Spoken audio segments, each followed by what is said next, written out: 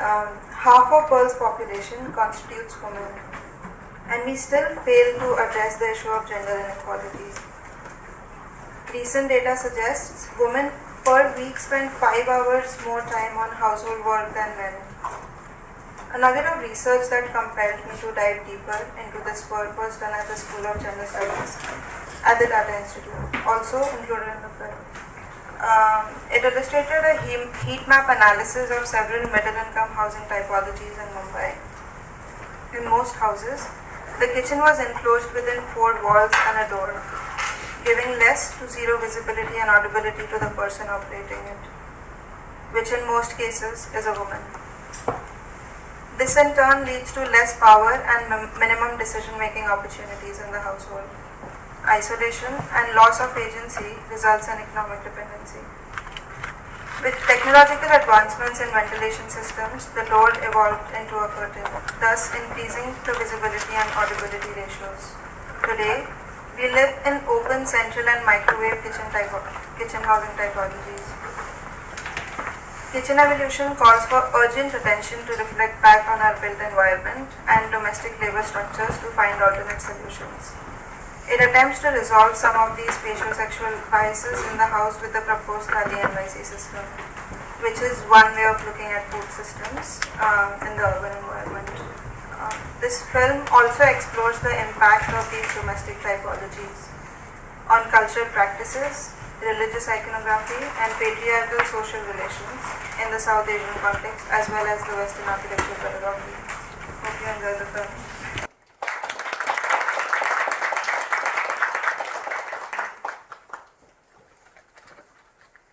Congratulations, Swati, on this incredible work. It's a very articulate critique on patriarchy that really discusses architecture, culture, and our relationship with technology. And while we see many South Asian references in the work, there's definitely a universal aspect within it that really resonates.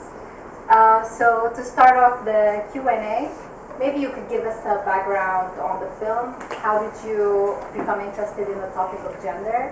And how did you to focus on the kitchen as a site of investigation? I think I became interested in gender when I was trying to place myself in society, what I wanted to become. And the aspect of gender, every time I took a back step in life, gender started ruling what kind of occupation I would participate in by, people around me that, oh, I should become an accountant or I should become, a part-time or something that gives me the flexibility to, in one way or another take care of the domestic. So then, of course, I started looking at the domestic sphere and, what it contains and the relationship of the kitchen with the gender dynamics that happens in the house. So I was really interested to see how the film references Hinduism and Jainism religious rituals. And really the film is so rich with these images and diagrams that are quite subversive to these existing cultural and religious iconography. So maybe you could help us unpack the layers to the images you're showing and how you're using image making and architectural analysis to critique patriarchal systems. So I'm drawing inspiration from, the Jain and Hindu kind of everyday aesthetic lifestyles, because that's what I grew up with, those images.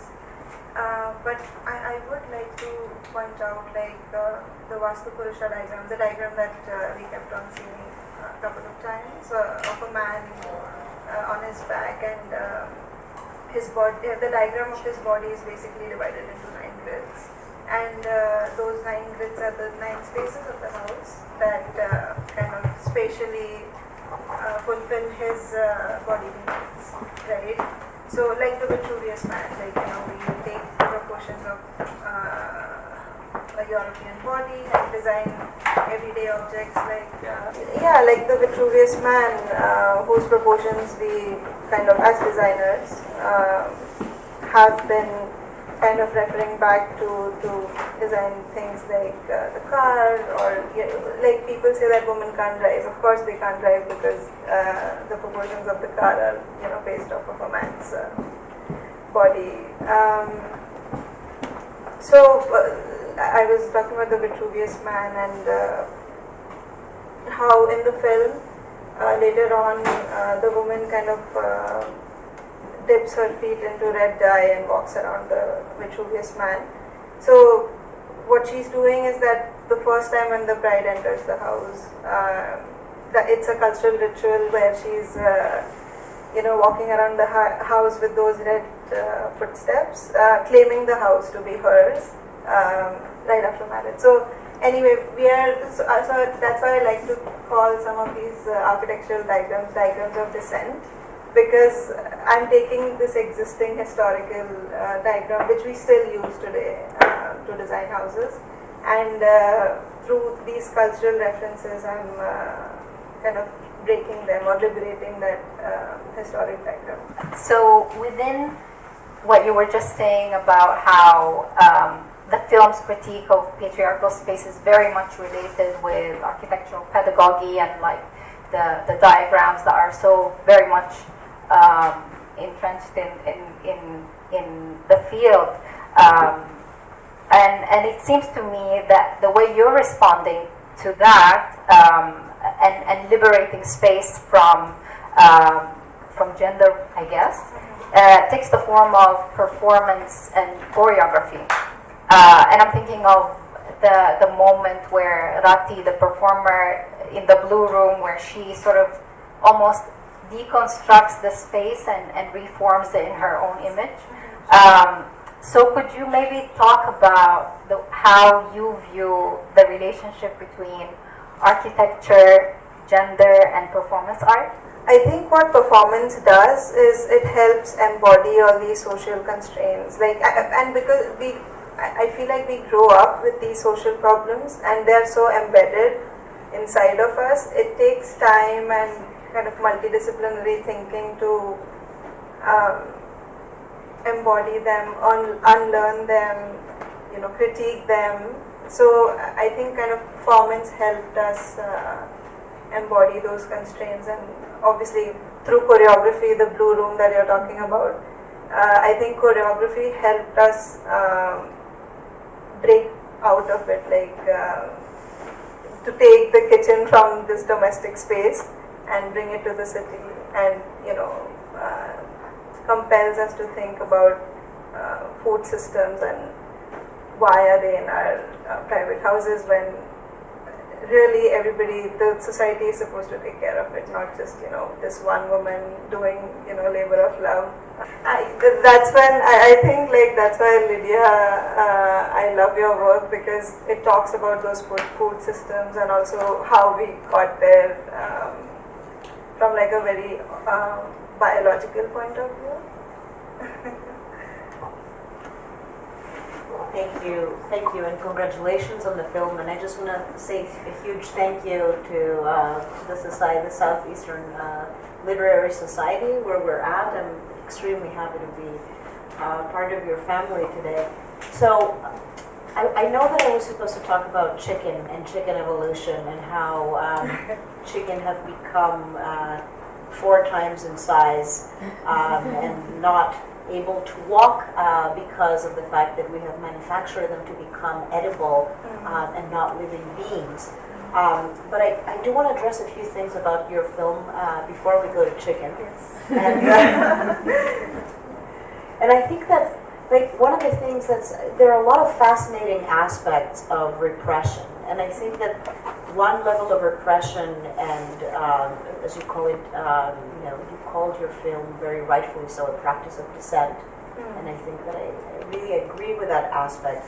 But I think that repression is built on so many levels in the way that we design these spaces, and one is I didn't know about the kind of religious background of these practices, but I was very fascinated to discover that according to Jainism, women bodies are impure. And this is something that has been very much linked to the history of the female body, leakage. The fact that bodies, the female body is so much more open to different kinds Can of I open for fluids you? through processes of menstruation, lactation, sweating, and so forth. And I'm reading very much the development of the modern kitchen as a kind of repression of fluids as well. In a way, the Frankfurt kitchen, which you have in your film, is a perfect example of this. The kind of team that manufactured it. I mean, the woman was a female author, Margaret Ujiski, but there was a team of male people in their laboratory coats testing the ergonomy of all the components of the Frankfurt kitchen. And one major constraint in the way that the kitchen has developed from the kind of closed room that you associate with a typical Indian household is how it has evolved to kind of concealing all the pipes and ducts and fluids into the modern interior that becomes a kind of image of the hygiene that all of these kind of processes of how something arrives to that table are hidden. And I think that's something to me very important that you show in the film. Not just how to reveal the pipes, which you're bringing to the forefront, and to bring food, but also how to, well, I will use the word desalinate, and that's a very difficult thing to do, but I think that it's very interesting to see what other avenues we have for creating spaces that are true forms of the visceral physical labor that is involved in the making of edible products, for example. And I think that's something really, really interesting that I found fascinating about the film, the kind of acceptance of leaky bodies. The connection of the kitchen to the pipes of the city, which is something that you reference at the end, is a kind of leakage in a way. So it is almost like the way I'm reading it, and I could be wrong, or this is just an interpretation that can be subjectified, but I'm reading it as the kind of externalization of a system that has been repressed for a very, very long time. So the reading of that is not just environmental, because it's absolutely important that we're connected with a larger territorial network of provisions and against industrialization and capitalization that produces all of the alienation between us and our food sources. But I think that a kind of deeper kind of connectivity is something that metaphorically externalizes a repressed body into the urban space. Like some of the costumes also bring out the interior and exterior aspect that you're talking about. Yeah, and I was just going to say that how did you, this is a very honest question because I have my own thoughts. The masks were really fascinating. So like, can you tell me what you thought of like the pieces, how the pieces come together? Because, the mask, I read it not just as a kind of masking of the face, masking of the identity that is hidden, which is, let's say, the gender reading, but also in an environmental way. Completely the mask, the gas mask that protects us from fumes and toxicity, and it's very toxic what we do in kitchens. True, it's not just a thermography of the temperature that is generated, but like all of the toxic fumes of cooking and burning, and if you put sensors and calculate all of these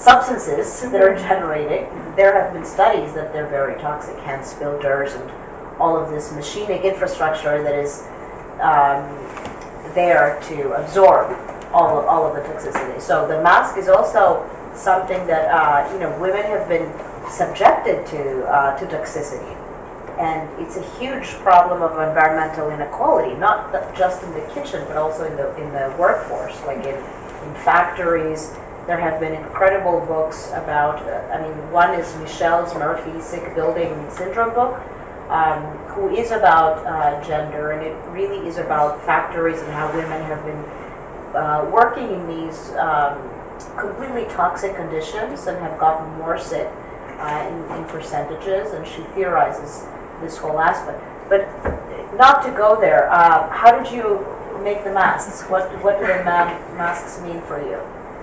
Well, for me, it was purely, I guess, representational, and it's funny because like I've used cookie cutters for the eyes of the masks, and just kind of domestic objects and ornaments that I could find. But it was kind of intentional to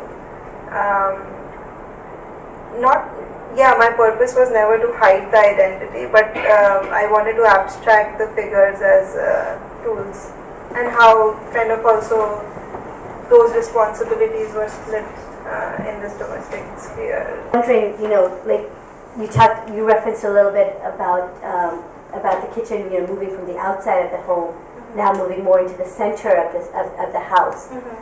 Was that meant as a way to liberate women a little bit more, or make them more visible in the process of and have it as more of a shared space? When the kitchen is in the corner, that was because of kind of ventilation systems, because I guess in the Indian context, like there are a lot of fumes when you're cooking. So I don't know, 100 years ago we didn't have the kind of ventilation systems that we do have now. So technology kind of helped us break some of those walls and kind of evolve the kitchen from this traditional chula kitchen to gas stove, and then microwave now. So the film basically talks about that evolution. Yeah. Say something about that. There's not one answer for your question. I think that's a very, very important question, but I think that the kind of division of the kitchen as a place of labor that services the rest of the house is a dichotomy in the development of housing typologies that not only applies to gender rules but also to social class, right? Like in the 19th century and even in the early 20th century, many housing typologies were formed, particularly to have all the service spaces in the back and unseen and invisible. This was a space that was servicing the kind of main parallel of the house. So that's a very traditional and conventional colonial typology that has been implemented and has also fostered division of very strict social classes. I think that the kind of breakthrough or kind of typological change happened during World War II, where with the advent of technology there was a major need for the democratization of society, but also in kind of breaking the kind of boundaries between keeping distinct social classes in the modern household. But at the same time, if you look at ads of kitchen designs in like the 30s and 40s, it's insane of how they portray and iconize, female domesticity with extremely happy women using microwaves and new refrigerators and so forth. So, I have a disagreement in terms of like the microwave. I don't see the microwave and like technology in any way or form liberating. I think it's another tool of domination over bodies and psyches of what is the tool that controls these bodies, right? And in the ads of the 40s and the 50s, women were happy in the ads because they had all of these tools, and they were really nicely dressed, which was another form of restraint, repression, and domination. So it's not, I don't think that, it's not a critique, right? But I don't think that technology is a liberating force. I think that how we construct desire and how culture kind of constructs desires in different kinds of spatial but also existential ontological typologies and how we experience these spaces is what may bring change somehow. But I think that it's very interesting, like that you also brought up the example of the Molly kitchen. I don't know if you know this or if anybody has seen that, but that's if you Google it, there's an ad about these kind of like it's this crazy hands, robotic hands, and you program the kitchen, and these robotic hands like cook a meal for you, and they show an image of a happy couple, which is a resurgence of this kind of 40s and 50s idea of domesticity and incursion of happiness, let's say, in the contemporary world. And so I just want to hear what you think of the Molly kitchen and the role of technology in reforming the typology of the kitchen. Well, we are kind of talking about typological shifts, right, in the domestic. So, and technology is, I mean, the culture around those technological advancements, like you were saying, are gendered, and they're still trying to connect a woman's gender to those appliances. But it is kind of becoming less labor intensive. It is drawing lesser and lesser time of whoever is working in the kitchen. Yes. Reducing it down. So how much ever we say that it's cultured, this, that, it is still kind of moving. We are moving towards the disappearance of the kitchen from the domestic. And once that happens, beautifully said. Yes, and once that happens, and once the kitchen disappears and goes into the city, is when I think that labor is gone. So I don't know how we would get there, but like if once that labor is gone, what happens then? There is the childcare, I guess. Would we want labor to evaporate entirely? I mean, I don't know. I hate it. I'm a mother, and I wake up at 6 to make the lunches for the kids, and Right. So I spend time in the kitchen, but I hate it. And there is so much fetishization of that love of labor, like, oh, you're supposed to take care of you love them, and that tension. I don't have another choice. Like, I have to feed them. Exactly. Yeah. But I love it. No, it's not on you, but like in general, I'm talking about labor and how it's romanticized with mothership, and even that the divine figure also is kind of in the film. The divine figure is also kind of sharing care. That's in a religious context, but still, like, she's not creating things, but she's kind of empowering or providing that labor of care to the other gender. Anyway. It was a father-son combo, and they actually, the son had actually designed a robot because the mother had actually was like, she was either ill or something, so she wasn't able to perform her duties, or duties, say, labors of love. So he used technology to create a robot to help assist in those household duties. But then in the picture, the robot wasn't genderless. The robot was female robot.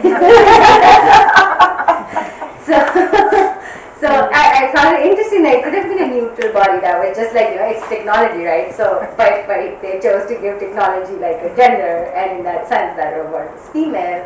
And so there's just a thought about, like, it's very interesting that we want to go towards like making the society go towards that labor of love can be society trying to perform a function that can feed everyone, but does inherently that type of the mind rely on the female bodies trying to congregate together and say on a social level, on a professional level, it's more maybe even / competitive, but when it comes to on a social / generative or productive non-profit production per se, does that labor lie, the responsibility of that labor lie more so on the female? But community kitchens are, I agree with you that even Kind community of like kitchens. Alexa and Siri. Exactly. They recognize only male voices. No, it sounded less a question than a really brilliant observation. What you just said. But I think that yes, it takes a lot more than invention or technological innovation to subvert roles that are deeply ingrained in the way that we assign roles culturally. And patriarchy will not just be subverted because of mole hands that will do the work. I do wish to reflect on what you just said, which I found astonishing. I was part of a project to create future habitation systems for other planets, and I was working, through with a team of genetic engineers, and we were discussing what these habitats would be like, how you take DNA and you kind of put it in an algae bioreactor, and you create the kind of matter to 3D print food. Which is also a kind of edible substance. And the discussion was how, if we can 3D print tastes by using different strains of DNA, what would the food look like? Because if you 3D print a food, it can taste like a banana, but it can look like a cube, or it can look like a sphere, or it can look like a sofa, or whatever you can imagine. And the question always defaults back to cultural constructs, which is the way that we perceive certain things. So if you 3D print a banana, it would look like a banana. And I think that, it applies to so many different territories of the way that we assign identities and we construct knowledge systems. We want things to be a certain way, and it's not technology. The problem is not lack of technology or innovation. It is how we assign value and how we construct desires. Otherwise, why would that robot be a woman? Which is fascinating to hear.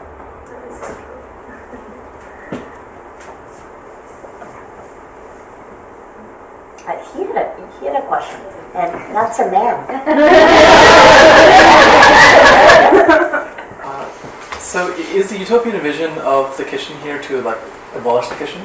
Is it to kind of move the kitchen off into kind of the city via shadow kitchens or restaurants or whatever else? The thing is, it reminds me that there is some precedence for this, right? So in ancient Rome, the rich would live in the bottom of the tenements, and they would have kitchens and people to work the kitchens. And the people that were living in the higher, the 3 or 4 stories of these tenements, they would not have kitchens, and they would have to go out every single day to sort of get food in these restaurants, soup kitchens sort of things. And they're pretty affordable, right? You get a mixture, like a bowl of soup or whatever, and some bread. And there's dozens and dozens of these, even in small little towns.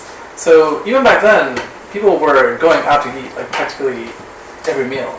And the only people who could afford to actually have a meal made for them that was more elaborate were wealthy, right? And during the pandemic, we've seen people get delivery a lot more, and they had to. And then maybe it's going to have some sort of change over time. Maybe the fees are going up. Maybe that won't be true anymore. So you can sort of imagine that. But is that the future we want to go into, or do you want to re-envision, for example, a family where people all work together in the kitchen and have equal division of kind of kitchen tasks, and a society where that is the reality? I think there are many ways of looking at these food systems and how we could resolve it. For example, you kind of proposed one speculation, and I am proposing this particular speculation, but I think the larger goal is to start questioning these spaces. Put it together very well, asking this question. Definitely there's not one answer to what should happen to the kitchen. And definitely eradicating it would create other sort of para-economies and problems with domestic labor, with people going outside to sort food, and but other formats of questioning the kind of nuclear family and the territorial division between the individual apartment that has its own kitchen, like sharing spaces and kind of creating a more communal is one part of where I could see what you have created going forward. And another, which I think is the more apt direction, is how the kitchen is very infrastructural right now in modern society, and it relies on the grid of supplies entirely. So it is subordinated environmentally and mechanically to whether you have power, to whether things go down the drain, to this. And there are a lot of ways that we can think materially the organic world and how we dispose of things and how we recycle things and how we biocompose things to generate other networks that are outside of the tentacles of, let's say, the grid of supplies in a city. Because in many ways, the grid of supplies in the city is a regime of power. If you don't pay your bills, and if you don't, subject to whatever happens in that grid, you can't live. And this is extremely important. There are extreme energy crises right now going on in Europe with the price of oil and the wars. And it's extremely important to question how energy systems, supply chains are regimes of power. And one way to start thinking about this and what are alternative forms of designing spaces is to think through infrastructural networks. And the kitchen is a very important junction point of such infrastructural networks. Because if you think of how you can compost material, of how you can use airflow to heat and cool things, of how you can, recycle with paternosters or mechanical things like certain kind of materials, how to generate light, for example, by mechanical power, all of these things change the way that you would occupy spaces. And there's a very interesting video that it's called Microbial Home, I think, by Philips. It's about a kitchen, and it shows some kind of one-to-one, like an installation that they've generated. It's about 10 years old, on how we can rethink the relationships of these spaces. I think my question is for, I guess, all three of you. What I want to know is your perspective on how much the culture around the kitchen area, or like the center, has evolved in real life. So like, I know Swati, you, in your movie, you showed, you have the Indian culture mostly, but then you showed images like from the Frankfurt kitchen, how it was, and then the Moscow from the olden era. And I know that there are some countries that still have like that culture of, women being surrounded in the kitchen, how they live in the kitchen. I think like, I've heard that statement like, oh, I live in the kitchen from women. So I guess what I want to know is, from all three of you, what your perspective is, how much has it evolved, and how much further do you think it'll go? So basically, pre-colonial houses in Sudan where the kitchen was detached from the house, and most of it would take place in a backyard, so like the need for outdoor spaces was very much important.